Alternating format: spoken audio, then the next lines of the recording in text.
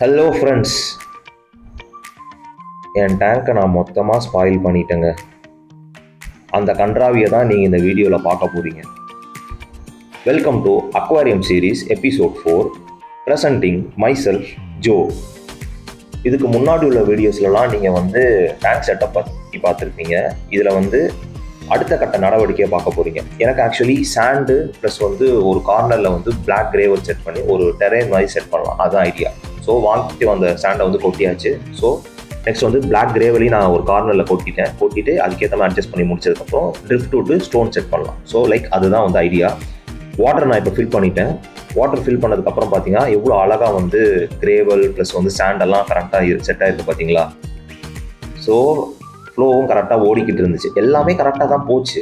But என்ன ஆச்சு அப்படின்னா, டேங்க் ஒரு மாதிரி புகமூட்டமாக தான் இருக்குது. இது ஆஃப்டர் 2 days அப்பவுமே புகமூட்டமாக தான் இருந்துச்சு. என்ன ஒரே பனிமூட்டமாக இருக்கு.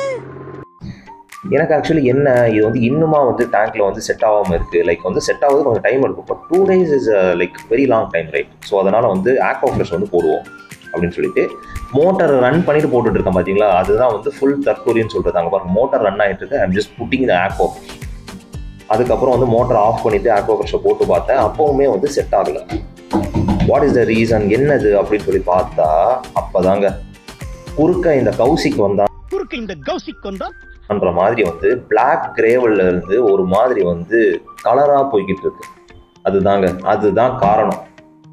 சரின்னு சொல்லிட்டு சரி ஓகே ஃபைன்னு சொல்லிட்டு எப்படியோ கஷ்டப்பட்டு பிளாக் கிரேவெல்லாம் எடுத்து எல்லாத்தையும் போட்டு கழுவி எல்லாம் செக் பண்ணி பார்த்தா எவ்வளோ வாஷ் பண்ணாலும் பிளாக் கிரேவல்லேருந்து போய்கிட்டே இருக்குங்க.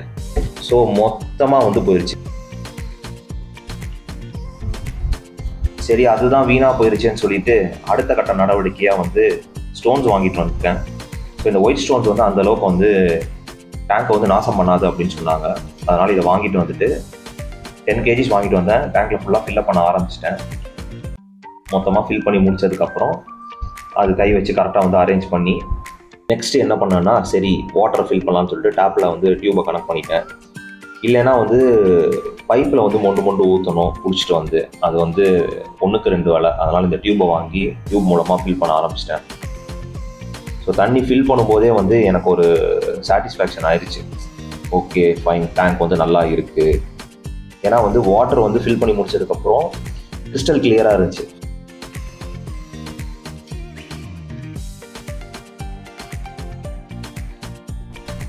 ஆக்வா கிளீன் 1 ட்ராப் 2 ட்ராப் போட்டதுக்கப்புறம் அங்கே ஃபைனல் அவுட்புட் அவ்வளோ அழகாக இருந்துச்சு. இதுக்கு முன்னாடி டேங்க் எப்படி இருந்துச்சுன்னா இந்த மாதிரி தான். இப்போது லைக் திஸ். ஃபைனலாக எல்லாம் முடிச்சாச்சு. பாய் பாய், அடுத்த வீடியோவில் பார்க்கலாம்.